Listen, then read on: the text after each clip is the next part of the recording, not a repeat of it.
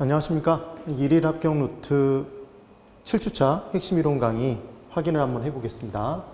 자, 첫 번째로 다음은 주택 저당 채권, 이체 증권에 관한 설명이다 이렇게 나왔습니다. 근데 뭐라고 적어져 있냐면 MPTS라고 적혀 있는 겁니다.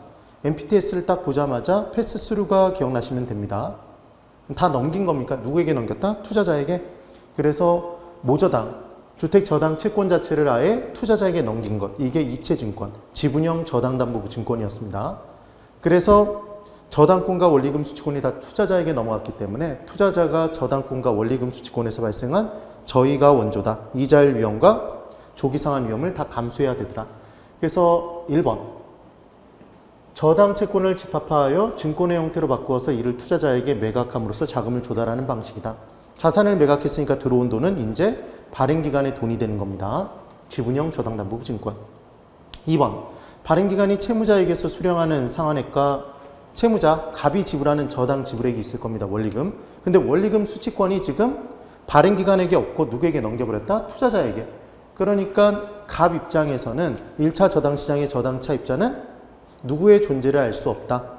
저당담보부 증권의 발행조차도 사실을 모르는데 그 증권을 갖고 있는 사람, 투자자를 알 수가 없습니다. 그러니까 발행기관에게 넣어주면, 원리금을 집어넣어주면 당연히 그 받은 금액을 누구에게 넣어줘야 된다. 이제 원리금 수취권을 가진 투자자에게 계좌 이체시켜줘야 될 거 아닙니까? 그래서 이게 바로 뭐다? 이체증권이었다.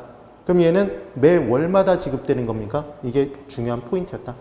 그래서 발행기관이 채무자에게서 수령하는 상환액과 투자자에게 지불하는 이체 금액의 현금 흐름은 연속된다, 동일하다 이런 표현을 쓰는 겁니다. 3번, 발행기관은 조기 상환 위험과 이자율 위험 등을 누구에게 전가시켰다? 투자자에게. 그래서 투자자는 감소하는 위험의 크기가 큰 만큼 누릴 수 있는 수익도 커진다라고 얘기를 하는 겁니다. 그래서 외우실 때 어떻게 외우시라는 얘기를 했었냐면 주식형과 채권형이 있었는데 주식 투자는 위험이 큰 반면에 투자자가 누릴 수 있는 수익이 큰 거고 채권 투자는 위험이 작은 반면에 누릴 수 있는 수익도 작다. 둘을 섞은 혼합형은 수익도 중간, 위험도 중간일 것이라는 말씀을 드렸던 겁니다. 그 다음 4번. 주택 저당 채권에 관한 원리금 수취권과 지분권을 모두 투자자에게 매각하는 방식으로 원리금 지급은 6개월 단위로 이루어집니까? 매월 계좌 이체시킨다. 6개월 단위로 이루어진다. 그래서 X가 됩니다. 4번이 틀린 답. 5번. 이는 만기 구조가 장기이기 때문에 장기 금융상품 투자자가 선호한다. 그래서 기관 투자자, 연기금, 그리고 보험회사 등이 선호하는 상품이라는 말씀을 드렸습니다. 장기간에 걸쳐서 낮은 이자에도 좋으니까 안전한 수익을 발생시켜주는 금융상품을 찾아 헤맸었다. 그게 나온 것이다. 그래서 다양한 포트폴리오를 구성할 수 있게 됩니다. 투자자 입장에서도, 자본시장의 투자자 입장에서도. 꼭 한번 정리를 해두시라는 얘기를 합니다. 그래서 간단하게 지분형, 채권형, 혼합형의 진화된 형태. 그래서 혼합형을 만기와 이자율이 상이한 여러 개의 채권으로 쪼갠 게 그게 다계층 채권. 하나하나를 트렌치라고 했었다. 트렌치, CMO였습니다. 그래서 가장 동시에 많은 투자자를 만족시켜 줄 수 있는 건 혼합형이고 혼합형의 진화된 형태로 쪼개진 거였다. 그래서 단기, 중기, 장기 트렌치로 나눠져 있다는 말씀을 드렸습니다. 그래서 지금 4번에 증권 발행기관이 채무자에게서 수령하는 상환액과 투자자에게 지불하는 이체액의 현금 흐름이 수급 및 송금과 관련된 수수료만 제외하면 수수료는 띄어야 될 거 아닙니까? 수수료를 제외하면 동일하게 누구에게 계좌 이체된다? 투자자에게 매월 단위로 지급된답니다. 그 다음 문제. 다음은 프로젝트 파이낸싱에 대한 설명이다. 옳은 것을 골라보십시오. 이렇게 문제가 나왔습니다. 그럼 프로젝트 파이낸싱은 제일 중요한 포인트가 뭐였냐면 사업 자체의 미래 수익성을 담보로 제공하고 돈을 빌려오는 것이었습니다. 그래서 실제 사업을 진행하는 사업주와 그 사업 자체를 분리시키는 게 관건이었기 때문에 사업 자체의 운영을 사업주 명의로 진행하면 안 되고 SPC, 특수목적회사, 특별목적회사를 하나 설립해서 그 회사의 명의로 진행해야 된다는 말씀을 드렸던 겁니다. 그럼 당연히 프로젝트 파이낸싱의 경우에는 금융기관에서 돈을 빌릴 때 사업주가 형식적으로는 돈을 빌린 게 아니고 SPC가 돈을 빌린 것으로 되어 있기 때문에 사업 자체가 망했을 때도 금융기관은 사업주에게는 소구할 수 없다. 그게 중요한 포인트였습니다. 그래서 프로젝트 파이낸싱은 물적 담보나 사업자의 신용을 담보로 대출을 받는 것이 아니라 해당 사업으로부터 발생하는 미래 현금 흐름을 담보로 자금을 조달하는까지 너무나 익숙한 얘기들이 쫙 나온 겁니다. 맞았네 그러면서 넘어가고 싶은 순간에 뭐라고 나왔냐면 수요자 금융이라고 나왔답니다. 수요자 금융이 아니라 프로젝트 파이낸싱은 개발 사업을 진행하기 위해서 자금을 융통하는 거니까 그 융통된 자금을 가지고 부동산을 개발해서 걔를 공급한다. 그래서 공급자가 빌리는 돈이지 수요자가 빌리는 돈이 아닙니다. 그래서 얘는 공급자 금융이라는 게 포인트. 그 다음 2번.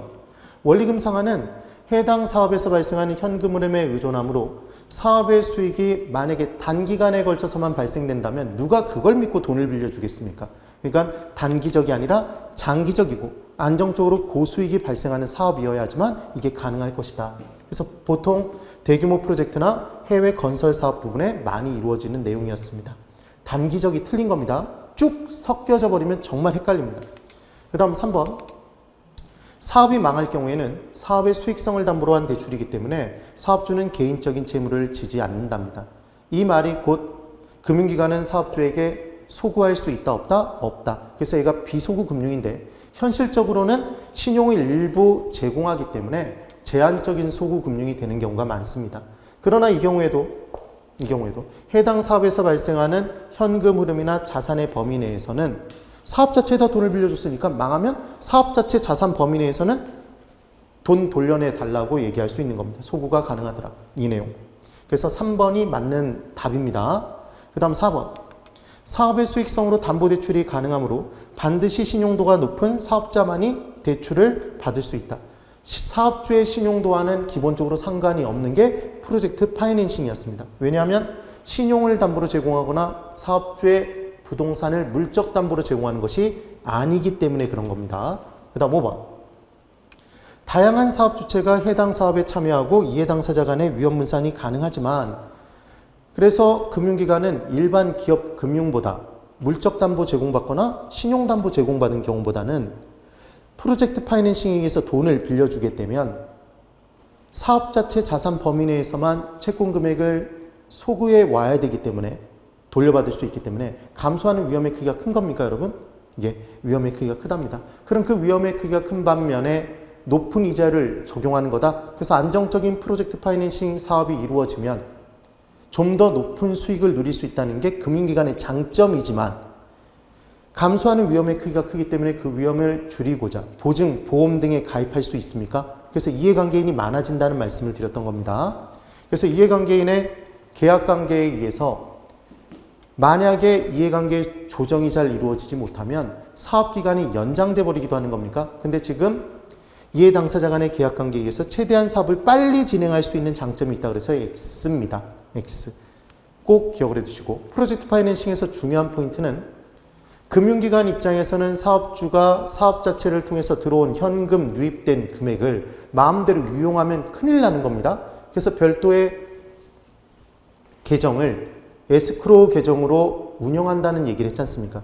그래서 사업주는 시행사, 시공사의 경우에는 그 자금을 시행사의 경우에는 최후의 수익을 누리는 것이지 그 부분을 제일 먼저 시행사가, 사업주가 수익을 누린다 그러면 걔는 X가 되더라는 거 반드시 꼭 기억을 해 두십시오.